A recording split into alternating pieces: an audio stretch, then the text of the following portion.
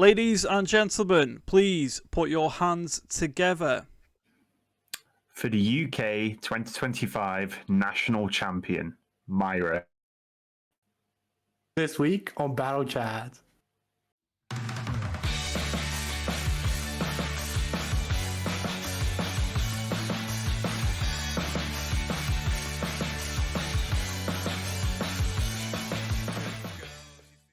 Hello everybody, welcome to a brand new episode of battlechads. My name is Dan and I am joined by one of my amazing co-hosts, Sam. Say hello, Sam. Hello, Sam. Hello, Sam. Way, see, woo. Yeah, there we go, 1-0. And I'm also here.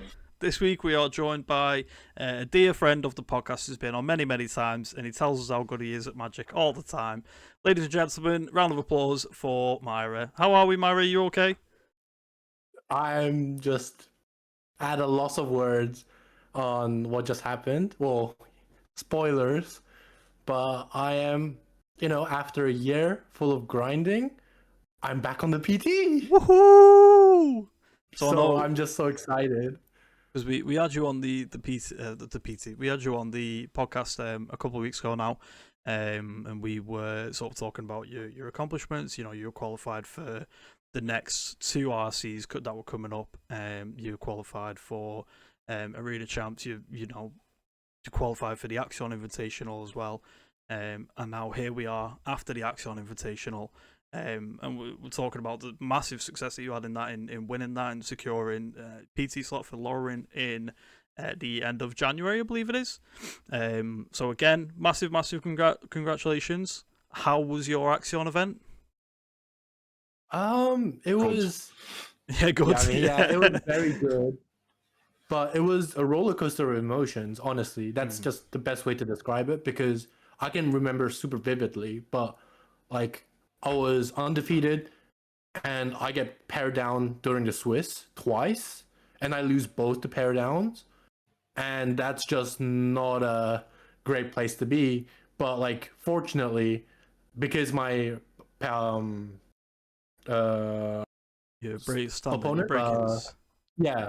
my breakers were really high, I still managed to get in the top 8, and I faced against my 2 pair downs during the top cut as well. Managed to beat both, and then go to the finals. Could have been my dear teammate from Worldly Council, Callum, but unfortunately he lost against my opponent, who was Eric on Scepter Chant, which is just nightmare matchup. He even played like main deck Wrath of the Skies, of course, but with Tuna narratives to turbocharge that. Oh wow! And Scepter Chant combo, the counter spells, the solitudes. I thought I was just cooked, but fortunately, with some spice, I was able to pull through. So yeah, just by explaining it, all the emotions come back. But just a crazy event. Oh yeah, well done! Congratulations again, mate. And you were on. Sorry, Sam, go on. No, I was just going to say congratulations as well. Like, obviously, the last time you were on, it was a very interesting episode, I think, in hindsight, because there was this discussion that you had achieved so much in a year, qualified so much in the year, and then there was sort of that last sort of trophy cabinet to be filled almost, was that PT requalification, right? And it was a very it was an anchoring episode for me, because I realized that like everyone's goals are different, and as long as you have that drive and that passion, you can get there. But for one, great to have you back on the podcast and back on the PT. Nice combo there. But for those who don't know, the Axion circuit is a UK based circuit where they host essentially, I guess, mini GPs, mini spotlights is the right term. They get like 150, 200 players per one. They run 4 or 5 a year. And then if you top 8 or through their leaderboard, get to the top 8 via points and wins and stuff, then you're basically invited to play old school style PTQ, where, the one winner gets to go onto the PT. And like, it was a really interesting event from our sides, because I worked very closely with team captain Jack because he was qualified. We also had Duffy and George qualified too. And I think it was the same blue-white player that slayed Jack in the quarterfinals. Yeah, so that was, like I saw that top 8, and to be fair, I was like, oh, if Jack doesn't win, I want Myra to win. And with Jack being out in the quarters, I was like, fingers crossed for you all the way, mate. But no, good to have you back. I think Callum was on Storm as well, and then lost in the semis. Is that right? Yep. Yeah. Cool event. So thank you, Axion. I think that their events go a little underappreciated, but it was sick to just log into Twitter at the end of the day and see, you with the Axion owners and a trophy. It was boss. Well done, man. Yeah, it was very, very sick. And because I went to one Mega Modern last year, in the last season, didn't do too good. Not as good as our friend Myra, and it was really, really good. The best thing about the Mega Modern Axion circuit is the fact that it's always modern, and you sort of know what format you're going to be playing. If you've got a pet deck that you're really, really skilled in, like Storm or Goblins or anything like that, come down to the next Mega Modern, and a lot of us will see you there. So moving on to your deck choice. One of my favourite parts about this episode is going to be because it's one of my favourite decks in a minute as well. Tell us a little bit about what you were playing and some of the spicy inclusions that you made. So yeah, I played Glorious. No.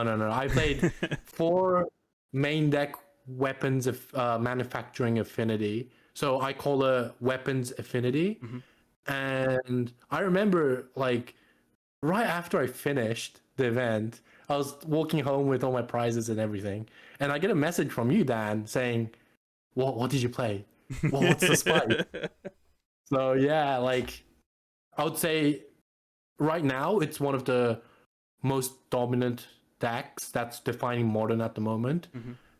And really, it's just the idea is the core of the deck of actually landing Kappa Cannoneer early is just kind of an unbeatable threat in the format, just because there were less solid counters and less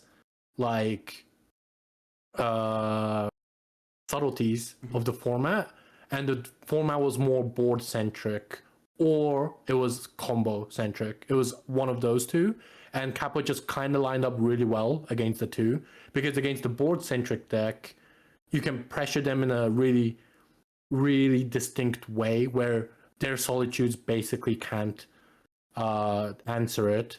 They can't really blink or flage it down, or they can't really contest it through blocking. So you have this board state where you've already played to the board. Whatever they do just doesn't matter. Even if they wrath, you already have the Kappa down, so it doesn't matter. Yeah. And against the combo decks, you just present this really, really fast clock, and then now you can basically devote all your resources to either countering their problematic permanents, or use artifact answers to deal with their combo pieces, I don't know, Haywire Might to deal with their amulet effects, or Needle to stop their combo. So yeah, just this core of Kappa Cannoneer was just so powerful. I wanted to maximize on that while filling the gaps of the deck, which were people felt like it was high rolly. There's really good interactions against you in the format, like Wrath of the Skies. So to me, the main way to fix those were to just max out on weapons manufacturing, and also use weapons manufacturing as a pivot, whether you're pivoting to weapons manufacturing or pivoting off of weapons manufacturing, which is a key point I made during the testing. But yeah, basically I played Ravager, Arcbound Ravager in 2025. Insane. Crazy. Insane. Sick. But yeah, the whole idea was with weapons manufacturing, if you have Ravager, even if you don't have the Kappa, that's still a game plan on its own. Yeah. Taking down their creatures, taking like that's also how I beat Jack from Chat Magic on Neoform. You just when you say Neoform against Affinity, you basically picture those super fast, rapid dynamic games of like one combos, the other one combo back, interact. But really the games can go long. With consigns to counter the ward trigger, the disenchants like Boseiju, a lot of cantrips, mystical disputes. So games can go long, and in those games too, you can just sneak the two pieces and just grind them out. Yeah. Get them. That's a really good point. That was just from the Neo brand point of view. I know that I've won more games against Affinity with Allosaurus Rider beats than I have through like Xenagos Galta, because Affinity's like. So I've always found it a very, very interesting deck. But playing against it, one thing I really enjoy about Affinity is it essentially operates like a 5-color deck almost, in the sense that like you get to play counter spells, you get to play your removal spells in the sense of like a Ravager plus weapons manufacturing. But then it also does like this colorless element as well with the Sagas and the Needles and the Vexen Baubles and stuff. And it can meet you. Like I've always seen Modern as a format of axes, where like your deck will play in a particular axis, and Affinity is very good at looking its opponent in the eye, regardless what axes they're playing on, and going from there. Yeah, definitely. I mean, when I seen after a messenger and you sent me your list, I seen 4 weapons manufacturers. Like, oh my god! Then I seen Arbound Ravager. I was like, oh my god! Like Arbound Ravager, like you said, it's a big, massive threat. Such as is Kappa Cannoneer. There's no better feeling than casting a Kappa Cannoneer on turn 1 and just watching your opponent not being able to do anything about it and just get beat down. The main thing that I've had with Affinity is it mulligans really, really poorly, I think. But then going up on the package of weapons manufacturing and increasing your zeros and playing cards like Haywire Might to sort of slow your bad matchups down a bit more. It's insane, and the fact that most of these cards can be fetched from Urza Saga themselves. Really, really interesting list. So we'll if I can remember post edit, I'll flash it up on the screen now. It's not a deck tech episode, but we have got one lined up for the new year. And yeah. So again, congratulations. How did you feel when, cause you said it was sort of like a bit of a daze, but you must remember that feeling as soon as you beat Eric in the final. It was like, wow, I'm on the PT. How did that feel? So it's been a week or so, and you'd think it's like fading away, but I can still remember very vividly. Like as soon as the game finished, like we shook hands, I just kind of blanked out, and like I immediately then stood up, and I had to call my dear friend Bjorn from UltraPRO saying, hey, I'm back on the Pro Tour. Thank you very much for supporting me through my highs and lows. And thank you for believing in me, because I've had a lot of just short of one win from the PT, whether that was like in Spotlight Chiba, Liverpool, RC Bologna.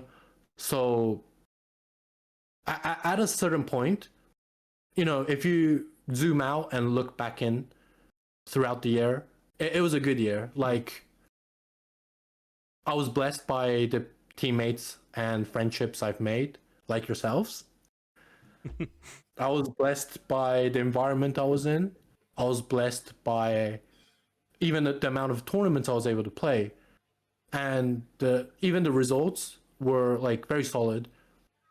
But like at a certain point, I kind of stopped being able to picture myself winning through something. Like as in like at a certain point, I just automatically picture myself losing in the most important game or in the most important round, and I just couldn't visualize myself with a trophy.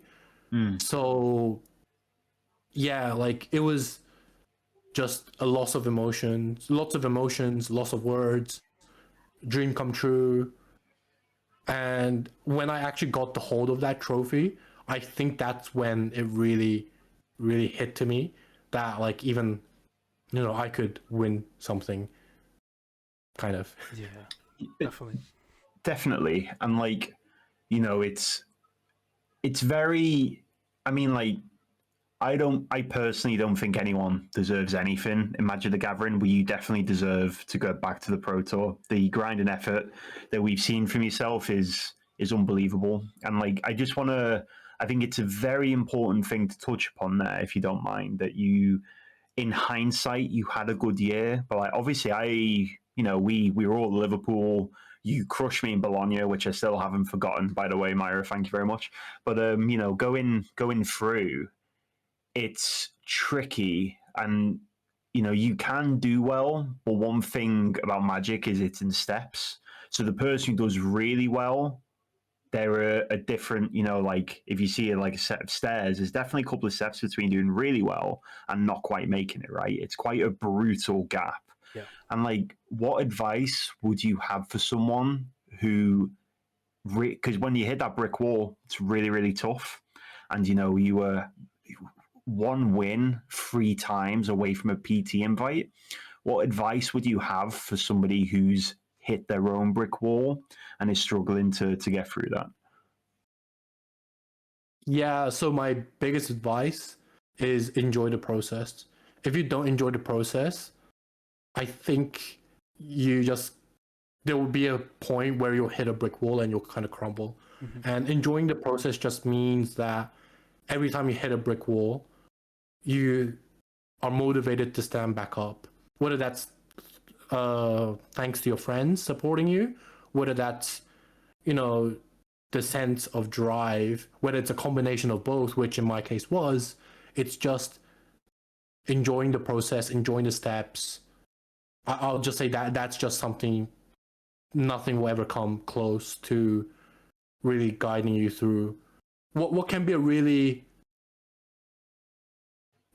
hard, it's hard to describe, but Magic can be very demoralizing. Yeah. Demoralizing, unfulfilling, because like you said, no one deserves anything, and that's because the game itself is it is skill based, but there's elements of luck. That's what makes it Magic. That's what makes it a card game, and that's what we chose to compete on. But that just means that even if you spent the most time, even if you spent, the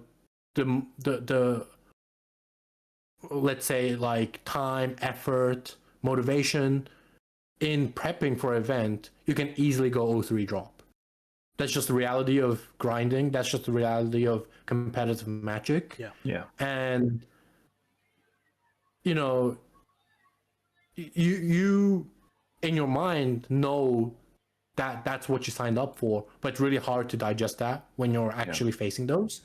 Yeah. So that's why I always go back to, well, I didn't do well. It's like RC Antwerp. I spent 3 months just actually practicing Modern, practicing Gorios, understanding the format, and I just went 4-0 into 0-3, right? And yeah, at the moment it felt awful, but just looking back, that in itself was a chapter, of my competitive journey where I leveled up with my friends. There were a lot of times, fun times, memories. So yeah, just being able to look back and appreciate what you've done, appreciate how much you've come, appreciate what you've become is, I think, what kept me going, at least. Yeah. Very, very wise words, Dan. I've got some more wise words for you, Dan. And this is maybe a hard swallow. I think 0-3 drop is like the second best outcome from an event, like if what's heartbreaking? Losing that win inning. Yep. You know, it's not heartbreaking having the rest of your day to play side events. Like, there is a point where, you know, I think, just to hark on, nobody deserves any wins. You know, Spotlight Liverpool, me and you, Dan, put in countless hours, right, to Mono Reds, and we hosted meetings with other people from our testing circle, and me and you were very, very sold on a list. And then, you know, I got luckier than you. And then Duffy also made day 2 with 0 testing. Duffy, day 2, beat Andre Stratsky, which is a player I've always looked up to, without ever playing a game of standard before Spotlight Liverpool. Yeah, and like sometimes that's just how the dice roll. And I think that, like, one thing I think is really important to hit upon here is, like, there is no way to prevent those O3s. You know, you could just get, you know, you guys playing modern FNM with Affinity, you could just get 3 unworkable hands and bad matchups in a row, right? Yep. But I think that, like, one thing people don't take into consideration enough or value enough, I think we're very top 8 focused or day 2 focused as a community. You know, people looking for, I made day 2, I made top 8.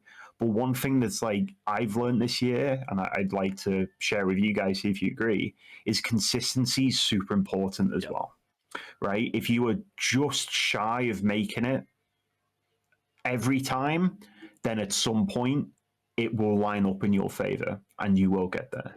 Like, you know, I just want to use my own experiences as an example, because obviously I can't use anybody else's, but I started RC Bologna off 3-0 and then ended up 4-3. When, wow, I think I can do better than that. And then Spotlight Liverpool ended up making day 2 and stuff. And, like, it is about being able to consistently do those near misses, and eventually it'll be a hit, I think. Wow, I'm surrounded by people that do wise words. I don't have as much wisdom as you two. Heartbreaking for, you know, for if you do ever lose your winning. And I've been there at GPs in past times. It's the worst feeling in the world. The Spotlight Liverpool, I was X3 for 2 rounds, and I won 1. I was on top of the world, and then I went into the next round and I lost the next round. I was like, oh, okay, great. I could have done side events if I just lost 1 more round. 0-3 drop, mate. 0-3 drop. Second best result. Just spend the rest of the day doing side events, or, you know, getting food, doing a bit of sightseeing. That's where I want to be. But no, yeah, definitely wise words. How was Antwerp, Myra? How'd it go? Like, how was the actual event? It was definitely something I expected. Like, you know, during our testing, we kind of had a virtual metagame predictor where we kind of, like, as the round goes, passes, like, there was the expected win rate of a certain deck will go up, certain deck will go down. And that's how we kind of, as a group, visualized the winner's metagame, which is a huge shout out to Eduardo and the data team from our team, the Worldly Council RC team, for presenting it to us. But basically, Gorios was in a position where its strength of the deck is still there, but what it preyed on in the meta, kind of, you lost some and you gained some. So it used to, you know, really feast upon the combo decks like Beltrapo Sport, like even Eldrazi, Neoform. But, you know, those decks kind of went away and a brand new metagame formed post PT. That was things like Boros kind of dropped and came back. Titan was kind of still there all the time, but there's the Jeskai Blink deck, Affinity deck, the Yawgmoth deck kind of spawned out of nowhere. Yeah. The Simic Ritual deck that the RC team also kind of took to the Canadian and the European RC as a team deck, which we did well with it. one of the Canadian members actually won their first PT qualifications through it, coming 13th. Cool So deck to do it huge with as well. congratulations. Really cool Yeah. deck. Really Coiling Oracle in 2025. We've had Arcbound Ravager. We've got Coiling Oracle. I mean, like, what a time to be alive, guys. That's all I can say. For sure.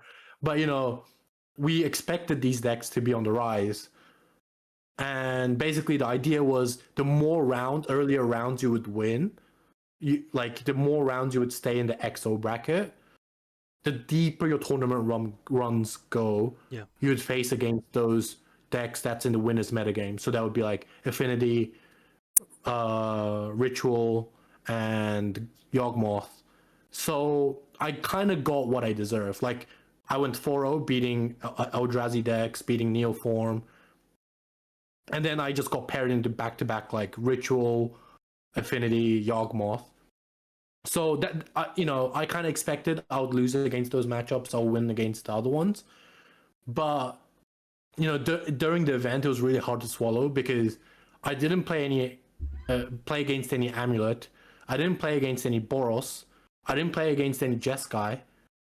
And I didn't play against any Storm. So it was like, it's modern. That's kind of what you get. Yeah. But just actually experiencing that after a long month's worth of testing was kind of hard to, take it in. But my good friend, now on Cosmos, but previously on Worldly Council, Liam, he messaged me saying, after Liverpool actually, he messaged me, consistent results. The numbers just align in your favor. So the next event, you're going to brick. You're going to brick hard. But then the event after, you're going to come even stronger and you're going to get that qualification, which is really scary to think, right? Because that's actually what happened. I bricked Antwerp and I was able to take down Axion.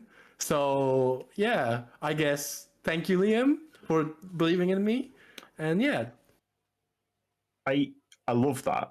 Liam put it way more eloquently than I could put it as well. So that kind of makes me look stupid, which is fantastic. But I think that is really, really important. And it's a bit unfortunate not to see Titan or Storm at RC Antwerp, right? Because they were basically the decks. I think the first seed of the entire event was Storm, going into top 8 and who we had on the podcast, right, Dan? That's correct. We had we had our friend over on the podcast after he took down. Well, he did really, really well with Ruby Storm over the weekend. It was sort of like a bit of a sleeper deck for a while.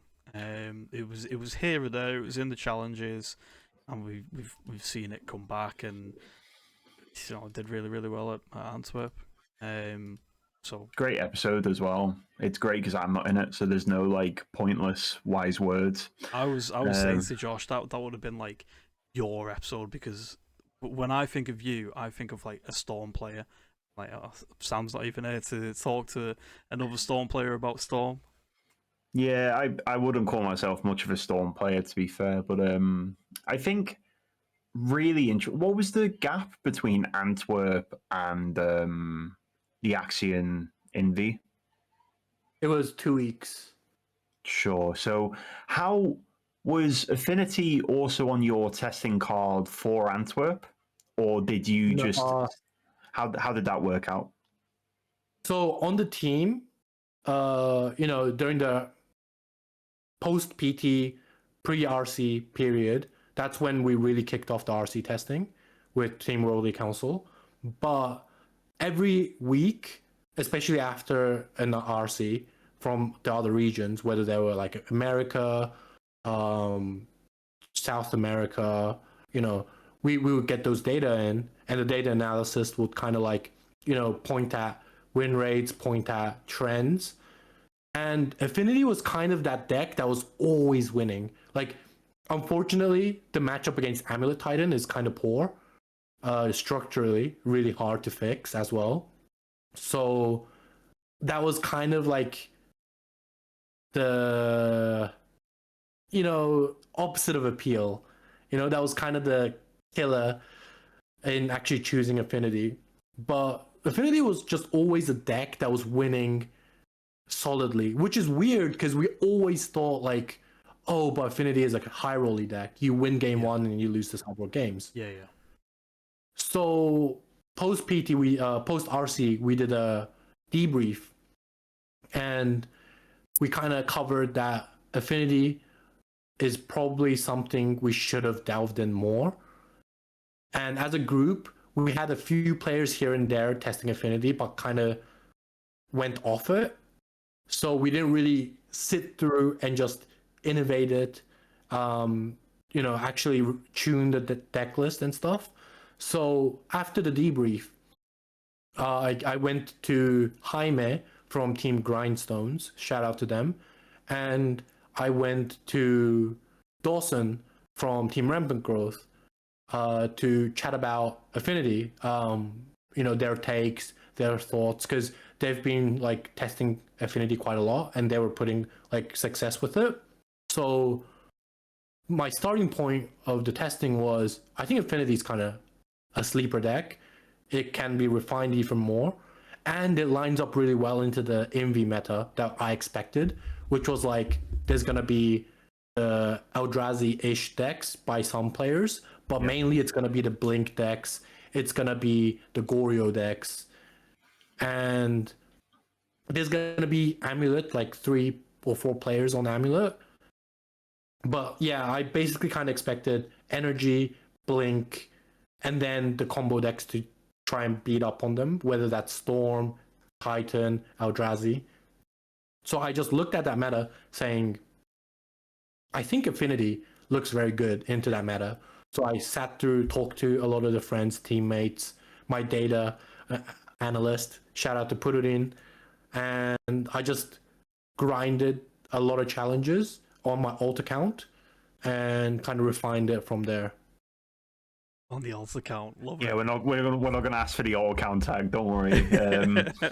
I think that's very interesting because we had somewhat of a similar approach with Jack being on Neobrand. I think that the history, what you've just delved into very well there, is sort of similar to the history we experienced because, like those decks that sort of like, oh, they're a bit high rolly, a bit gimmicky, like we're not going to focus on those, is actually, if you can break one of those lists, it works so well in your favor because your opponent will have a theory in mind, but obviously not very well tested, especially if you've been able to go to the other side and break through there. And like what I mean is like, I've personally been on Neobrand in Modern now for quite a while, but I've been trying to, Dan is testament how I was saying for weeks, guys, I actually think this deck is really good. Yeah. Guys, I actually think this deck is really, really good. I think it's a strong contender in Modern. And obviously I was able to convince Jack, but Jack had a really good event with Neobrand as well. He was 2 matches away from that PT invite himself. And like, if you look at especially Affinity, especially Neobrand, what I think is really interesting about those two particularly is the Pro Tour Edge of Eternities. I think a player lost 3 or 4 win-ins in a row with Affinity, right? It's like Nakamura from Japan. And then Neobrand actually made the top 8, but lost straight away. And people have seemingly forgot about both of those because I don't see it mentioned. Because you could say that like the Affinity deck had an honorary top 8, and the Neobrand deck lost in the top 8. But when you approach a deck like that the general consensus is, oh, don't worry, it's high rolly or it's bad or you could just got to get lucky. How does that change your testing approach rather than just playing something like Boris Energy? How do you like try to convince yourself? Because you think I had with Neobrand personally was like, oh, this deck isn't. It was almost like I was trying to justify it to myself, like copium. So like, does that change your testing approach at all with a deck like that, or is it just the same? Yeah, so actually, really interestingly, the top 8 player from PT Edge of Eternity is actually my good friend and teammate Noah Hoffman from Team Worldly Council. Mm-hmm. And it was actually one of our team decks going into the PT. And I actually kind of figured someone from Chad Magic would be on the Neobrand deck because I actually saw one of you guys buy our guide. Yeah. Okay. Thank you. Thank you for buying the guide. Thank you for buying the guide. But actually, Neobrand was actually a deck I tested coming into Invitational as well. Like, the theory lined up, it would be good. It's very explosive. Also, the nature of the event itself, like, the winner and everything other than winning the event is like night and day. So, in those events, I'm more inclined to play something that's gonna be quote unquote high rolly or glass cannony. But when I'm actually playing or innovating those decks, testing those decks, what I look at is it actually glass cannony, high rolly? If so, how could I increase the resiliency of the deck? Whether that's structurally rebuild or add more cards, whether that's weapons manufacturing in my case, or for Neobrand, I was talking to my good friend Frowning Table from Cosmos, but he suggested a kind of semi-transformational cyborg plan with Ice Fang Quartles and Abhorrent Oculus, which I tried as well, and it's just things like that can really push the deck from strong with potential but high rolly or with flaws to a very, very good solid contender of the metagame. But of course, like, context matter, right? Like, I wouldn't bring like Neoform or Affinity into a Wrath of the Skies or like Scepter Chant kind of metagame. Yeah. I'm never buying a guide again, is what I've learned from this. It was I have to say, good guide, but yeah, I'm never buying a guide again. It's it's quite interesting how you managed to land on the the 4 weapons manufacturing in the list, like, because with Affinity, sort of like the worst card that you want to play against is Wrath of the Skies. When you're playing weapons manufacturing, it sort of helps to nullify that card a little bit more, because if you've just got like 10 munitions tokens out, it's like, yeah, what you're gonna cast Wrath of the Skies? Sure, buddy, that's fine. So it's wise that you've gone up to the full 4 copies, and then cut in some like the weird cards. One of the cards that caught my eye, and I think I said it in the team chat after I seen your list, I was like, wait, you're playing Vexing Ball, but it's like that just counts as like half of your deck, and I was like, that's interesting. Is like the fact that you can like sack it, cast all your stuff, rebuy it back with Emery, for example. So how did you land on specifically Vexing Bauble? So that's thanks to Jaime, who I chat to a lot, who guided me a lot, gave me long messages, pointers, his map and his deck list, which can be found on Twitter for free on MTG Grindstones account on Twitter, on X. But he basically gave me his theory on like Bobble, like you said, is you can make it a one-sided interaction against your opponent, and the fact it can be tutored, the fact it's a cantrip, and the fact it itself can help develop your development towards whether that's like Kappa Cannoneer, Saga tokens, and other, can really make or break a matchup. For example, against Neoform, against Jack, like Vexing Bubble came up. In the mirror match, Vexing Bubble came up. In the Blue Belcher matchup, which I expected some players from the Invitational to be on, Vexing Bubble will come up. So it's I think Magic players in general are really good at asking questions, but are worse at actually answering those questions, because they would basically not fully try a theory out, or they don't know how to try properly try a theory out. And the way I basically tested for Invitational was I was kind of,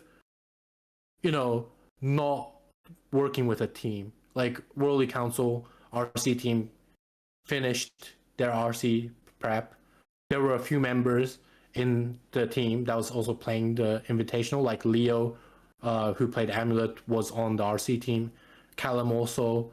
So I decided to kind of work by myself, and I basically just trusted Jaime that the core of the deck was good. I trusted the data and analysts' POV of the decks performing well and has good matchup against X decks and bad matchup against X. What I did was I contextualized that and I contextualized it in a way by asking the questions. So, okay, for example, Wrath of the Skies is a problematic card, so I would play more weapons manufacturing to try and counter that. Belcher is a hard matchup. Why is Belcher a hard matchup? What can I do to fix the Belcher matchup? Oh, play Needle main, play Bobble main. So it was things like this to ask the right questions, and answering those questions kind of led me towards the 75 I played, which honestly I'm very, very, very proud of. And I wouldn't change a card, I think, even if I got to play the Invitational all over again. Yeah. I love some of the points you've just made. And I think the important, or what you've just said from there that really stands out to me, and probably Dan, as being members of a team, is that we know you have commitments, Myra. Most people do. And like the idea that even if you didn't have any commitments, you could not understand the ins and outs of every deck and how they play and whatever else. And I love the subtle point you just made that like you need to have a circle of trust, and then you need to listen to them. Yeah. If you don't, if you are asking people these questions and then you're disagreeing with their answers, why are you asking them questions? Trust people who have been able to put the time into where you necessarily might not have been able to. And it's just like, even, again, when we were preparing for Spotlight Liverpool, and we did a lot of red tests, and I was basically trusting Dan on everything Dan was saying because Dan had played that way longer than I had. And I love the idea that, I think Magic players love to debate and love to argue. And sometimes you just need to go, okay, I trust you. Trust. I love that. Yeah, definitely. Yeah, not to mention, I did trust Jaime, but also I did contest his debates, his points a little bit as well. Sure. But having a sort of goal to testing is really important to testing, because rather than playing challenges and winning decent amount and saying, oh, I like this deck, what I did was I got the points from I got the points from Dawson, I got the points from Jaime, and I went, okay, I'll confirm if that sits right with me. I'm not saying their points are wrong, my points are right. What I'm saying is maybe we're looking at two different things. Yeah. Maybe it's a preference thing. Maybe that preference won't align with my preference. So what I did was I said, okay, I trust you. That's why I'm going to go through a challenge, go through a league, whatever with it. Whatever I felt, I will communicate back and we can discuss. But like you said, the initial starting point of my testing was that trust I had in my friends and the connections I made. So very thankful to all of them. And I guess thanks to that, now looking at the modern metagame, it's kind of a dual deck format. It's kind of Neo Brand on one hand, Affinity on the other, and Boros, Storm, Eldrazi, kind of in the middle. Yeah. So we could say Chat Magic and I kind of set the trend. UltraPRO metagame. UltraPRO metagame, that's it, yeah. Let's go. I think we, the three of us and the rest of the UltraPRO sponsors and the team as well, they'd be happy to say that, you know, we set the meta game. We're pioneers of the format. So yeah, go us. I'm proud of us. Just going back to what you were saying about the sort of like just trusting those people is, you know, it's a great level of respect that you've reached out to these people. Is like, I'm looking for help on this deck. Can you help me?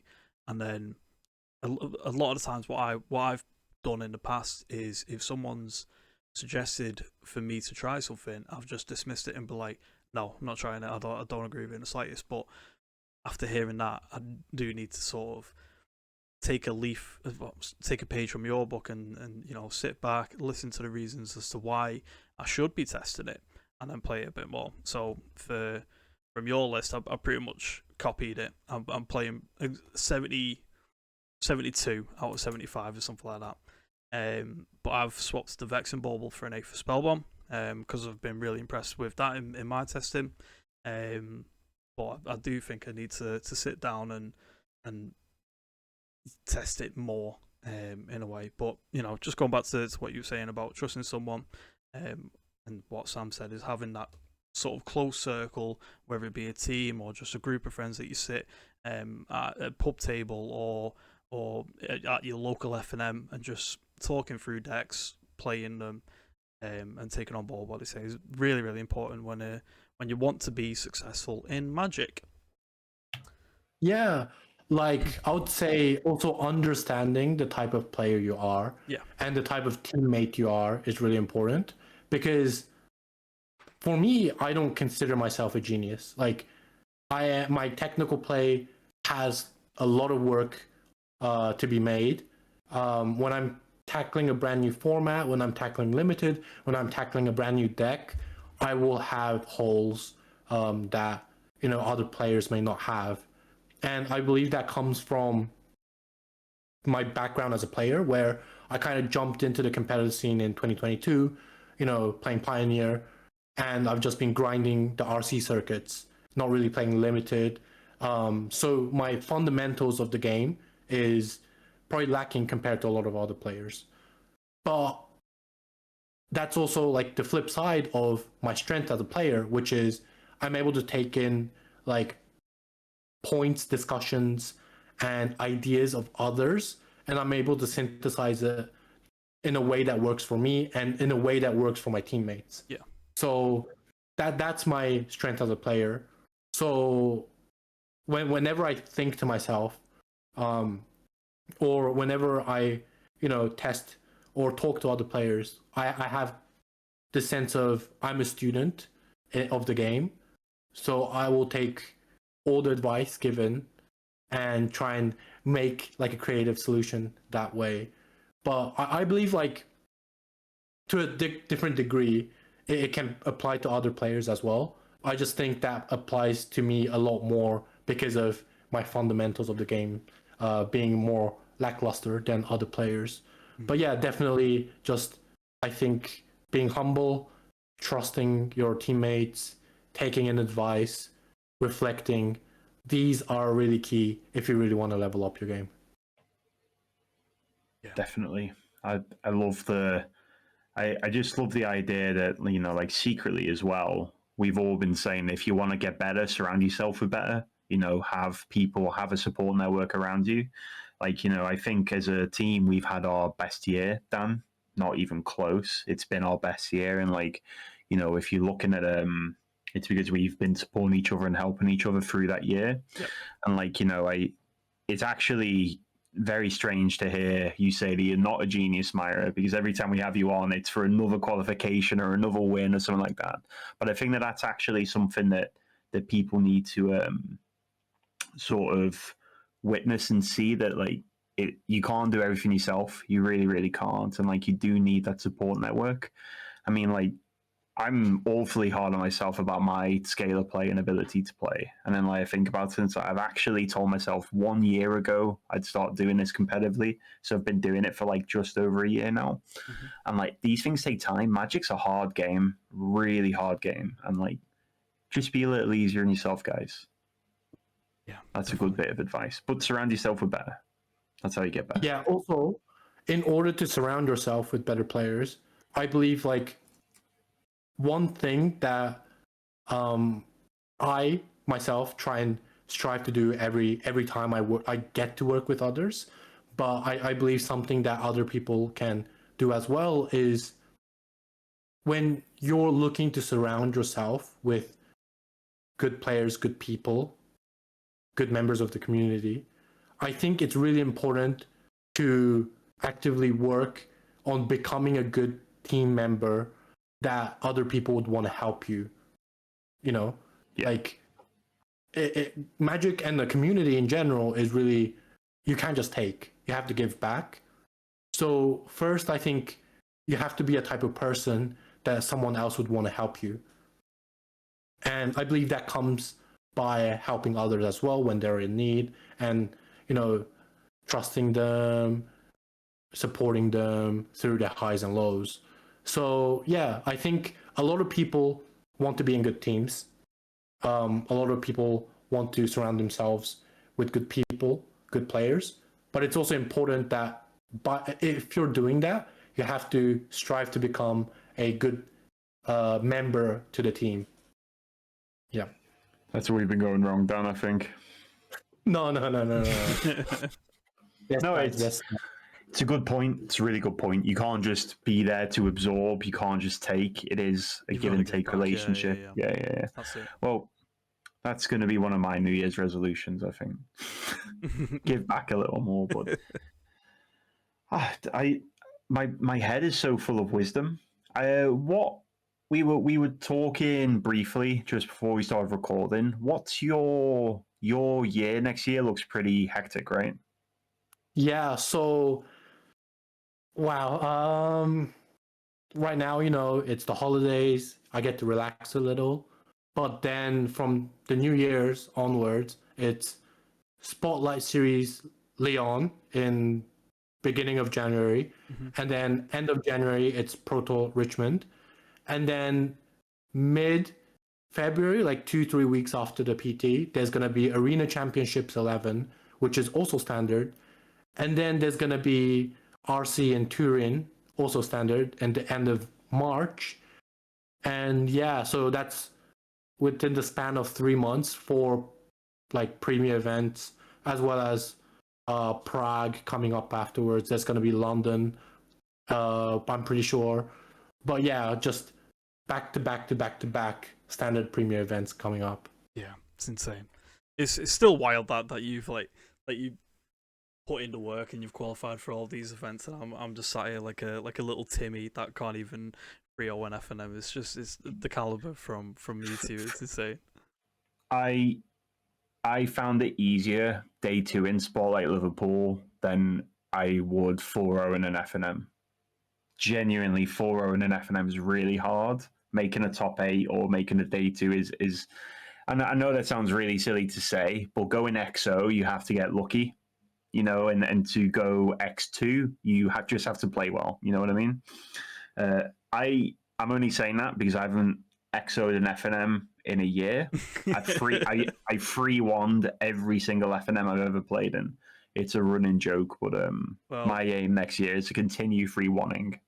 Consistency is key, Sam. I was saying is key. There's nothing more consistent than 52 free ones. You know what I mean? Like that. Exactly. That's pretty good. So yeah, what's your New Year resolutions, guys? Because it's coming up. So 2026, going into the competitive Magic circuit. So Magic wise, for me, it's I want to obviously get back on the grind. There's a few RCQs that are lined up, sort of throughout January, going into February time, that qualify me for Prague. We've obviously got Spotlight London coming up a bit later on in the year as well. And then obviously the Axion circuit comes back. I want to say March, April time. Hopefully, they've not announced any dates as of yet. I don't think. So that's sort of my New Year's resolution is to, you know, if the RCQ season doesn't work out for me, then just get through, hopefully, to the as many mega moderns as possibly can do. Just continue to meet amazing people. Like we've met yourself this year. We've spoke Sean Goddard. We met Sean. Just a lot of people that we've met in the community that are really, really cool people, and I want to continue to do that. For me personally, it's learn Italian. I started learning it for Bologna last year, and I sort of stopped after Bologna, and yeah, I want to carry on learning it 'cause it's a really cool language. What about you, Sam? Mine's nothing that cool. I feel like I've grown a lot in a year as a player, and my aim for the new year is to capitalize on that. I want to convert to a couple more top 8s, maybe win an RCQ or two. And I really want to make the Axiom Invitational next year. It's really nice being part of the testing process, but I wouldn't lie if it wouldn't be a little bit nicer if that testing was for me to do better at such an event. So either like top 8 a Mega Modern, which I've honestly not been close to. My best, I think I've done like 3 5-3s at Mega Moderns and stuff. So like I need to do just a little bit better and X1 and top 8, or maybe just get there via points, because it doesn't matter how you get there as long as you're putting in the event at the end of the day. That's it. So I think I can see that I've grown a lot as a player. I just want to capitalize on that growth and just play more Magic, to be honest. Personal? Anything personal? Like learn a different language, go to the gym? No, I'm pretty... I already go to the gym quite a bit, not to flex, Dan. I already can't speak Italian, so there's no point trying to learn not to speak Italian, you know what I mean? Fair so enough. I went to Italy, they mostly speak English, so I'm okay with that. I'm okay being ignorant on that topic. I think, like, I'm just trying to think of someone personal just so I don't look like a loser. No, I've not got Too anything, late. mate. Sorry. Too late, yeah. What about you, Myra? Have you got any personal New Year's resolutions? So 2025, my goal was to requalify to the PT, and I managed to do that. It also came with my very first title, which was, I guess it would have been the resolution for 2026. So just something I came up with on the fly now was I want to have a top 8 accomplishment, whether that's Spotlight Series, the Pro Tour, the RC. I've only like top 16 them, so like top 16 in RC and stuff. So I really want a top 8, and I also want to like keep qualifying to, of course, the PT, but also I really enjoy like the arena competitive circuit. I think it's the best way to continue grinding, as well as I think it's the best way to qualify to the PT. So I really want to requalify to the arena championships again this year. And in terms of like long-term goals, I really want to improve my fundamentals of the game. So that would be limited. That would be, just maybe card evaluation and limited, playing sealed, because the LTCQs are also coming up next year. Yep.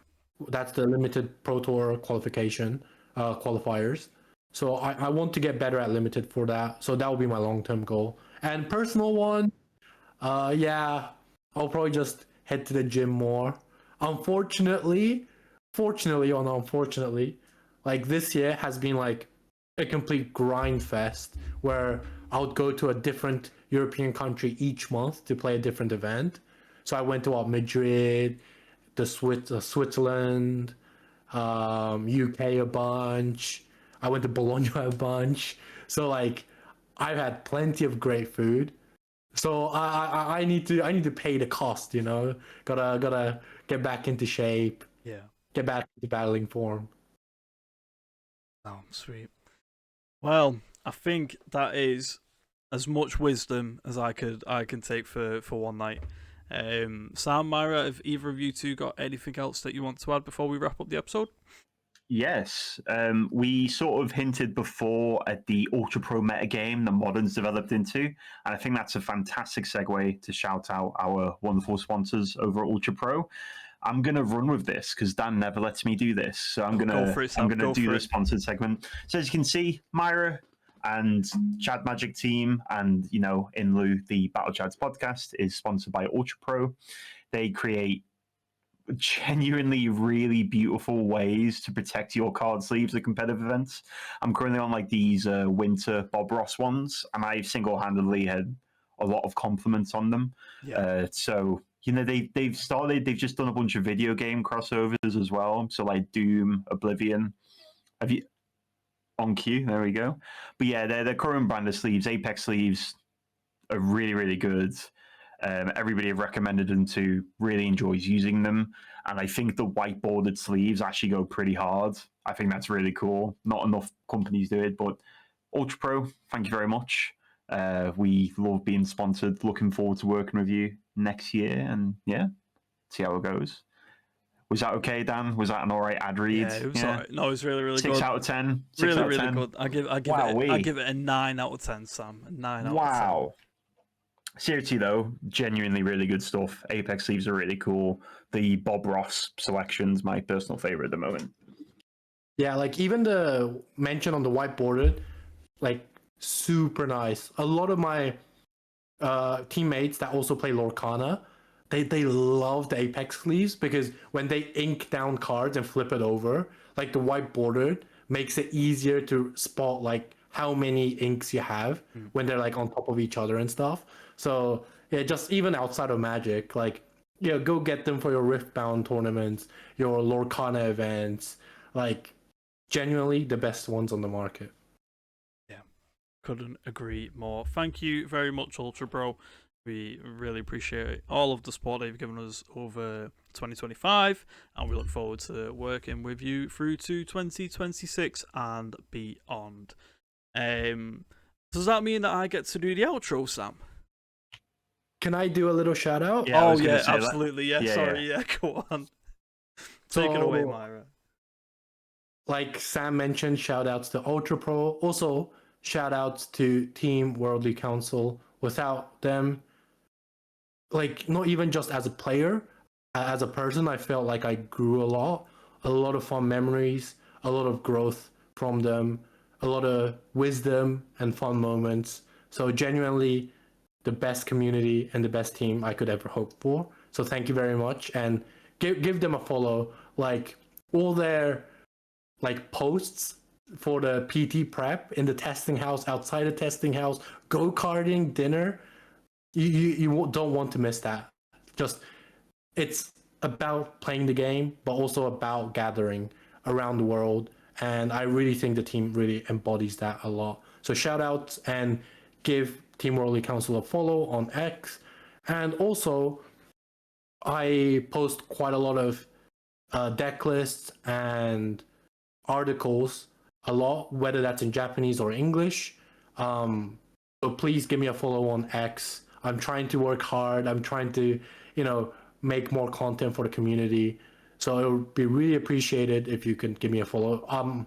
My end of year recap for 2025 is ongoing. Like I'm writing that at the moment, almost done with it. I'll be posting that in around New Year's, but it's in Japanese, unfortunately, for the English viewers out there. But I will be attaching my sideboard map that I used in the invitational for free at the bottom of the article, so definitely check that out. And last but not least, the Chat Magic boys, the Battle Chat boys, give them a shout out. Thanks for having me on for so many times. I'm gonna return time and time and time again, but you guys always let me on, always let me yap about my journey. So yeah. You are the secret fourth host of Battle Chads at this point, Myra, I think. Yeah. Secret number 4. What's really funny is I think that like every time we've done an episode with yourself, there's been sadly one reason why a member of the Battle Chads can't actually join. So my New Year's resolution is there's going to be an episode with all 4 of us. Let's try and get that in the what. When you win the world championship or something, Myra, we'll get you back on. We'll do it all four of us, and we'll go from there. But we will have links to all of Myra's socials and such in the description. So if you've go check them out, and we'll have our own there as well. Dan, do you wanna take the outro? Oh, let's do it. Oh. Ladies and gentlemen, thank you very much for listening or watching to this episode of Battle Chads. We will be back in the new year with plenty more of exciting content, whether that be deck techs, BNR reactions, top 5 cards, so on and so forth. Just general chit chat around our favourite trading card game, which is Magic the Gathering. Don't forget to leave a like, subscribe, ring the notification bell, give us a follow. Follow us on all of our socials, which are also linked down in the description.